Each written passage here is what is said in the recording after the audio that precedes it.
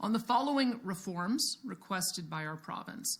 We hope this will result in a binding agreement that Albertans can have confidence in. Call it an Alberta Accord, if you will. First, Alberta requires guaranteed corridor and port access to tidewater off the Pacific, Arctic, and Atlantic coasts for the international export of Alberta oil, gas, critical minerals, and other resources in amounts supported by the free market rather than by the dictates and whims of Ottawa. Every province in the country, other than Alberta and Saskatchewan, have coastal port access, and no province needs it more given the size and value of our resources. This will benefit all Canadians to the tune of trillions of dollars of economic activity, including billions for First Nations partners.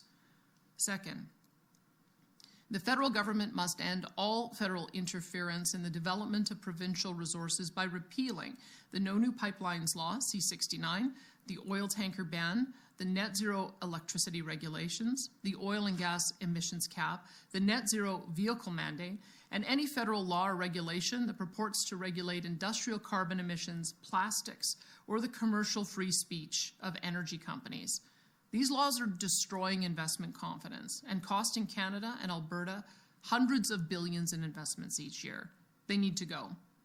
Third, the federal government must refrain from imposing export taxes or restrictions on the export of Alberta resources without the consent of the government of Alberta. Frankly, all provinces should be given that same respect for their resources.